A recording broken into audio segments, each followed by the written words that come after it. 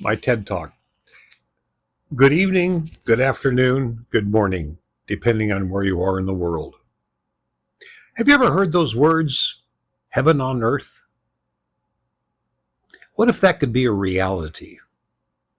What if we were inches away from bringing the entire world together? I mean, all the countries. Wouldn't that be something that would be magnificent and beneficial to everyone when we respected all life on planet Earth? I was born in 1952. I didn't talk until I was 2 years old. It wasn't because I was a slow learner. It was because I was in shock. Absolute shock. I was listening to my mom and dad, because of course your parents are the ones that teach you how to speak English, and education's another part of the story. But I was in shock. I couldn't understand why my mom and dad were suffering so much. That they had built a house, they were short on money. My uncle was shot down over Germany. He was in a concentration camp in 44, released in 45, came back, and his name was William B. Agnetti, but we called him Uncle Booby. Uncle Booby was great. He was 6'4", 260 pounds, and he could go under the limbo stick like nobody could. But he was my best friend. And he would tell me stories of him flying when I was 5, 6, 7 years old to the Middle East. So I learned about the Middle East when I was a young kid. I learned about Turkey. I learned about Greece. I learned about Egypt. I learned about Israel. I learned about Iran. And I always said as a little boy, I want to go see these places. But the most bizarre thing in my life was I could see the world. I could see the world. Imagine that. In the 1950s, I knew what the world looked like. How could I know what the world looked like? Maybe I was a star traveler traveling through time. But back to reality. But what's reality? Have you ever had that feeling where you've been there before? That, wow, where did I get that thought? It's because you've been reincarnated. And those are glimpses of your memory that was educated out of you. We don't have education, we have indoctrination, but that's another story. But those flashes that you have, we all have them. And so when I was a little kid, I wanted to figure out, pardon the expression, why the world was so fucked up. So by the time I was 5 years old, my dad was building a fence, big fence, 1 inch by 1.5 inch cedar strips that was black, dark black, but with brown, and we were nailing them. And every once in a while a nail would bend and he'd say, these cheap ass nails. But I was building the fence with him because I wanted to understand more about the war that he was in. He didn't go overseas, but I wanted to understand more about the world because I saw a world that could be something magical. My life goes forward. First grade, kindergarten. You go to school and you pledge allegiance to the flag. I lived like 4 doors away from this grade school I went to in Seattle. I came home the first day and my mom said, Gregory, how was your first day at school? And I said, it was fun. It was fun. I liked it. And she looked at me because she knew Gregory had something else on his mind. He's trying to figure out why the world's fucked up. And she said, Gregory, what else? I said, I don't like the Star-Spangled Banner. And she looked at me and she started laughing. She goes, why? I said, I don't like the words bomb bursting in air. It's really creepy. What does that have to do about America? What does that have to do about America? Do you know that the only country in the world, well, there's a few, Britain and the U.S., we'll just put those two together, but the U.S., we've invaded more countries than any country in the world. And I thought that was really strange. So I was told in kindergarten, when the air raid siren went off, I had to get underneath my desk. So you'd get underneath your desk. First grade, second grade, third grade, air raid sirens, Russia's coming to get us. But by third grade, I was old enough to not get underneath my desk, but I was, and I didn't want to be, and I was laughing while I was underneath my desk. And my best friend, Marlene Lowry, she had brown eyes and blonde hair from Toronto, Canada. She was laughing with me. And my teacher, Mrs. Curie, Curie, said to me, "Greg, what are you laughing at? Stand up." And so I stood up. And she says, "Yes, Gregory?" I said, "Why are we underneath the desk? If the bomb's going to go off, we're going to see a big flash. Why can't we watch the flash? We're all going to be dead." She started laughing. And then she said, "And Gregory?" And I looked straight at her with a smile on my face, and I said, I said, "The Russians are our enemy." And she looked at me like a deer in headlights. She said, "What did you say?" I said, "The Russians are our enemy. My uncle was shot down over Germany and the Russians' freedom. I also learned that the Russians were our ally in World War I and World War II. And that Romanov, the wealthiest Russian in the world, gave $300 million to the North to fight the fascists, the Civil War issue down south." So here I was in third grade, finally connecting the dots that we were doing something that wasn't being a good Christian. Because in that journey, when I was in kindergarten, I went to an Episcopal church. And then those days you just did coloring books and you learned simple stories about Jesus. And for me, it was boring. It was boring. I'd heard this stuff before. But I heard the words. What I did is I snuck upstairs to listen to the adults. And I heard the words, "Thou shalt not kill, thou shalt not judge, judge not thy fellow man." And I looked around the room and I realized we aren't living that. We aren't living that. And so my dad had taught me something that was very important in life. If you have a problem, you define the problem, you identify the problem, you create a way to fix it, which we call the implementation plan, which I used then in my profession throughout my life, and then you fix the fucking thing, as my dad would say. So I took that, and that was my operational manual. And I went on a journey. Well, by the time I went to fourth grade or fifth grade, we had English class. And the English teacher was teaching us proper English. And because I was being lied to in kindergarten, in first grade and second grade and third grade that the Russians were coming to get us, I couldn't understand what proper English was. Why can you say certain words and other words you can't say? And I gave the example of the fence. And he would say, "These fucking cheap-ass nails." And I told my teacher this story, and she's like, I said, "They're cheap-ass nails." "Well, that's not proper English." And then I went into seventh grade. And by seventh grade, I realized we're going to repeat history, we're going to repeat all this stuff, and I wanted to leave. I didn't want to get more indoctrination, not education, indoctrination. I really wanted to leave. I wanted to go to college. I wanted to do something different, but I couldn't.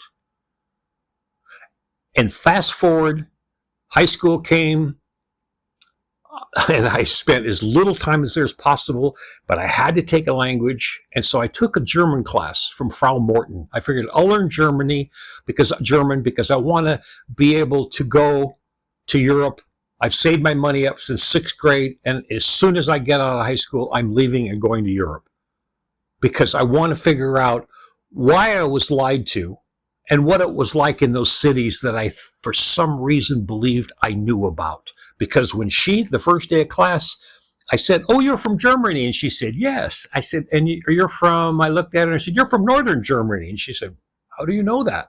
I said, "Well, you're tall, light skin, and big bones, and I just think you're living in the north of Germany. I don't know why." And she goes, "Yeah."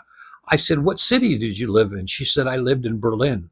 And I said, oh, fantastic, fantastic, from the time I'm a little kid. And the war's going on. The Russians were our ally, but they're the enemy now. And I thought, oh, this will be fun. So for 2 years, I picked her brain. I learned German, saved up my money. I got on a plane and I flew to Europe. And when I went there, I was blown away.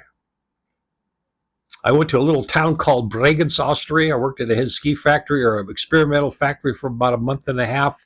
And I was supposed to be, part of the head ski company. And I said, nope, I gotta go on this journey. I gotta figure out why I was lied to. Who are the Russians? What's Germany? What's it about? So when I went to Munich to go north to Berlin, I spent the night in Munich and I could walk around the streets like I knew it. That deja vu experience. And then I took a train. And I took this train and this lady got on about 7 o'clock at night. And she had black hair and a white face. And she looked like a ghost. But I thought, oh, she's cool. Whatever. Just interesting. And she sat down beside me and we're on the train for a few hours. And she asked me my name. And she says, what's your name? I said, my name is Gregory Lee de Bruller. She goes, de Bruller. She says, you know what that means? No. She says it means hot. I said, well, I'm hot. I'm passionate about things. And that was a bit of the puzzle going forward. I ended up in Bahnhof Nord, which is the North Germany, the train station. And I walked right straight to the Brandenburg Gate. And then I walked right straight to Checkpoint Charlie. That was, you could cross the Berlin Wall at the time. And the Berlin Wall was gray, it had graffiti on it. But when you went through Checkpoint Charlie, you got to the other side and all the buildings were gray. And there wasn't painting or graffiti, but there was a konditorei, a bakery. And I thought, oh, cool, I'll go over and have a chocolate croissant and a cup of coffee. So I walk in there, and there's this man sitting against the window. And as soon as I saw him, I said, he's ex-KGB. Wow. And he looked at me, and he said, hey, you from America? I said, yeah. He says, you want to come join me? I said, sure. I took my croissant, I took my coffee cup, and I went over there, and we sat down and talked for at least 3 or 4 hours. We talked about the war, we talked about how the division of the country came, we talked about politics, we talked about life, and then I went on my journey. My journey has been trying to figure out why the world's fucked up. Why can't we solve our problems? Why are we constantly in wars? Oh, I forgot the part about Vietnam. So in your junior year of high school, you had to go in for your induction because Vietnam was boiling hard and going fast. And I knew Vietnam was a lie because in junior high school, I had a debate with my father. And he said, oh, those damn communists, they're invading Vietnam. They're trying to take over. And I looked at him. And I said, Dad, they're lying to you. Vietnam wasn't divided. The president in Vietnam was appointed by the government, by the U.S. But I didn't know the rest of the story till later. But I'll just tell you, the reason why we were in Vietnam in 1952 was because of the heroin. And we'll talk about off-book operations, but we're really going to heaven on earth. So anyways, in this journey, I have gone literally around the world, not traveling, but analyzing and learning cultures. And then I got into the windsurfing business, which is flowing energy. I could have been in the ski industry. I had different companies, whatever, marketing companies and stuff, and a trucking company, but I was in the windsurfing business. And then I got a phone call one day. Living in the Columbia River Gorge, the big, mighty Columbia River. They call it Nichiwana, the lifeblood of the Pacific Northwest. And I got a call from a senator who lived locally. He wanted me to come see him. And I went up and saw him. His name was Al Henry, state senator. And we had a great talk. And he said, you know what I want you to do? I want you to come work with me. I want you to eventually become my chief of staff, but I want you to come in and work with me because you really have a good mind and you know how to create solutions. And I said, I thank you for that opportunity, but I don't want to get in politics. I don't want to get in politics. And so I left that. And my wife and I had a big old mansion called the Grand Old House, which was a house built in 1852, 7,000 square feet Victorian. We had a bed and breakfast restaurant there for years. But then I got a phone call from the governor of Washington State. And they said, would you want to be involved setting up federal advisory boards where the public would give advice to the government? And my answer was, hell yes. They need help. They need help. Politicians, the Beltway bandits, they need help. My dad didn't like politicians. Most people don't. They're in it for themselves. So I said, sure. And from there, we set up citizen advisory boards, which meant that you could take the consensus advice. You had to have consensus advice. And that consensus advice was going to guide the government agencies to do the right things and be more efficient. That was the goal. Well, in that, I went on a journey from 1989 to 2007. And I was on federal advisory boards, set up technical assessment teams, all this stuff, learning, getting into the government, understanding the government, creating solutions, always creating the solutions, blueprints, implementation plans, fix the fucking problem.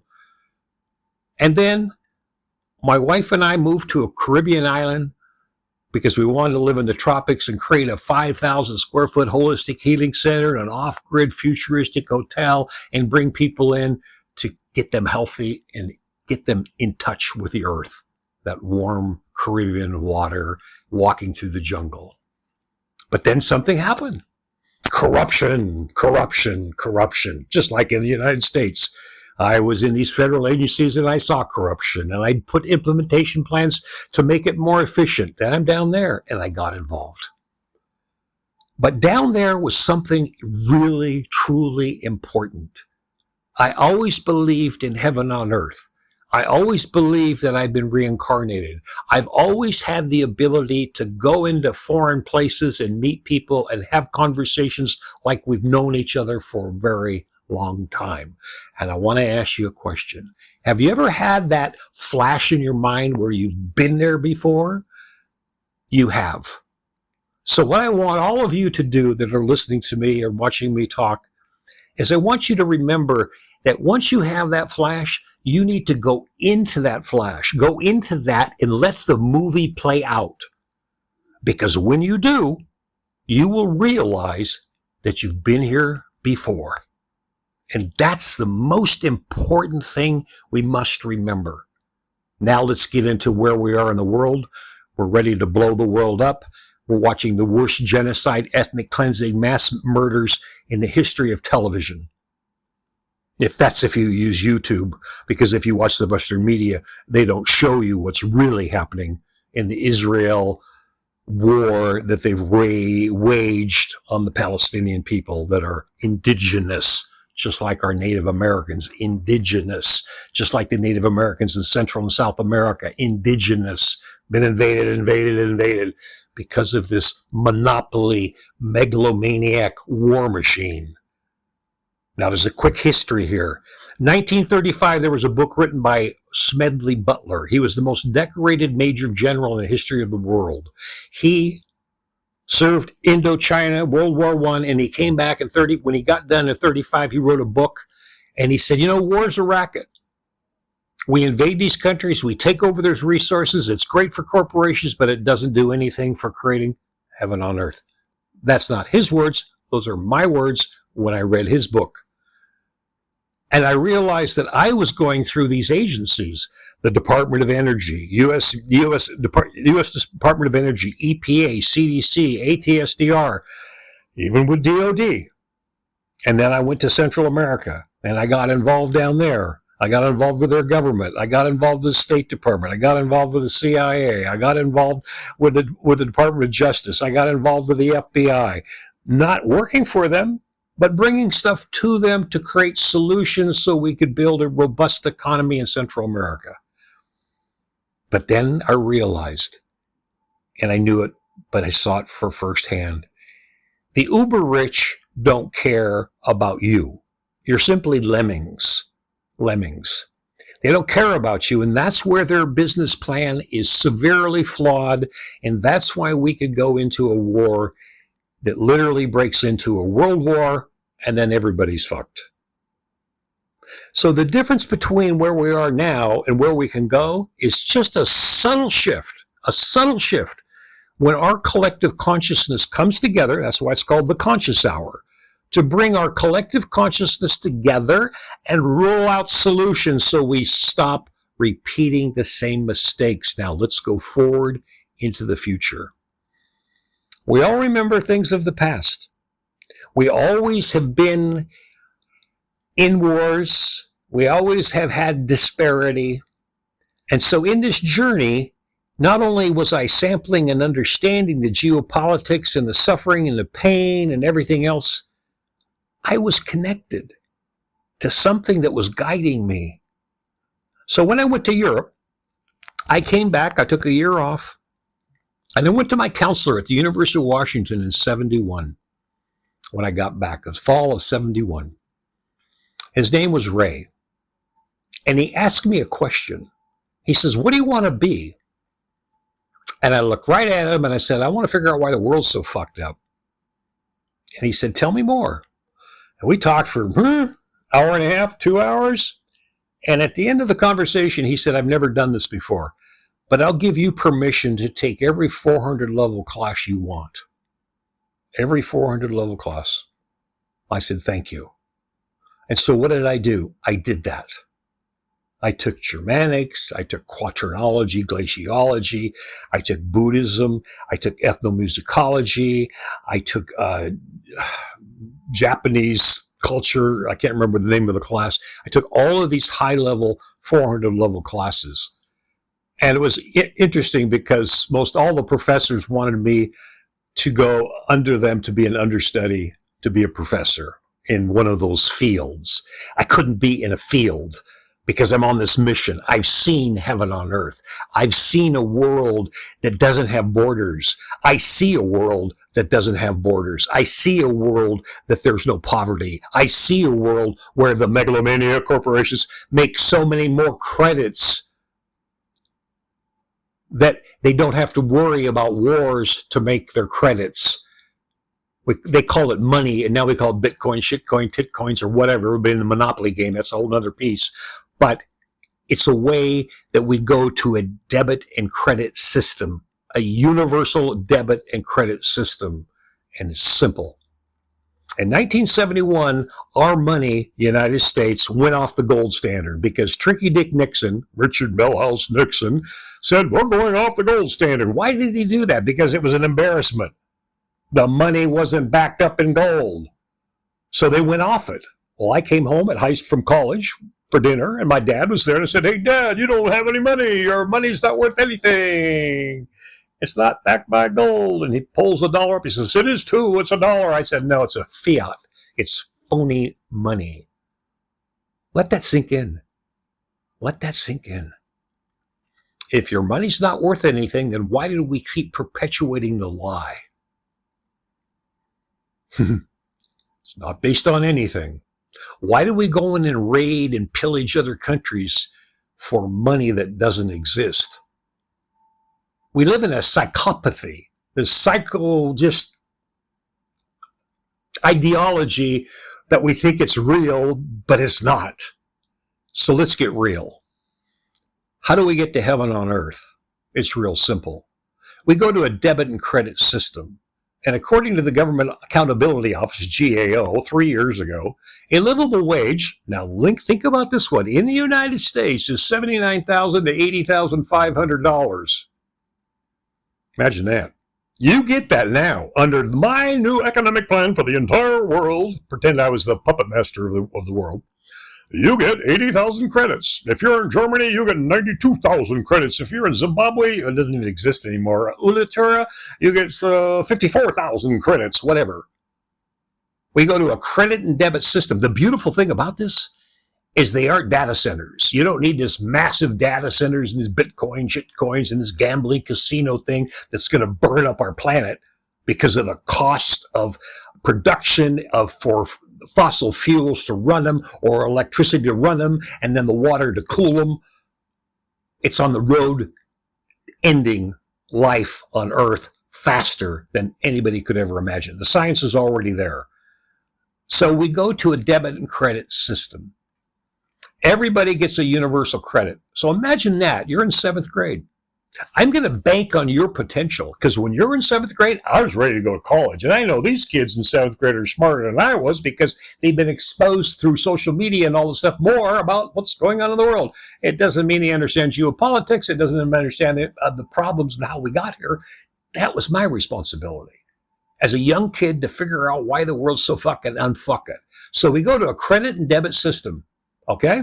And then all of a sudden you have a global economy. Boom, every country is built, people are buying goods and services, and the economy grows. There's no need for war anymore. You go into another country and say, hey, you got some oil we want. Will you make a deal? You don't bomb them. Now, we got a problem because you got the military-industrial complex, and they like to blow things up and build battleships and rape and pillage the American taxpayer. I got involved at Hanford where we make nuclear bombs, where we originally made the first we made plutonium.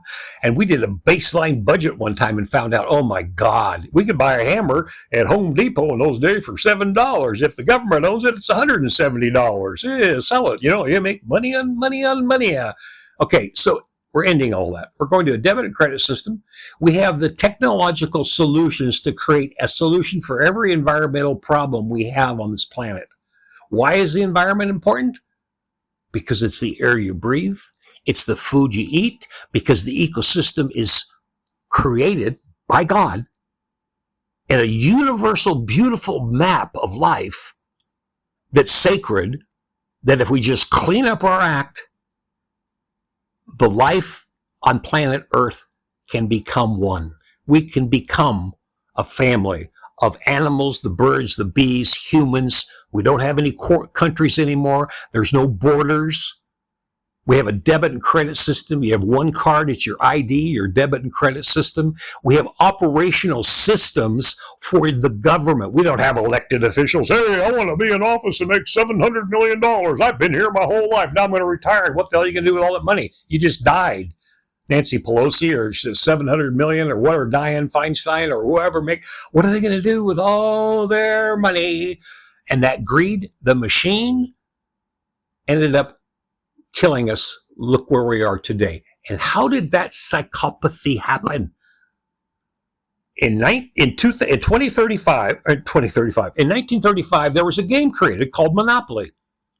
Monopoly, I call it a game of Monopoly on steroids. And when I played it as a little kid, 6 years old, against my brother, who's 7 years older than me, he'd cheat just to win. He wanted to win Boardwalk.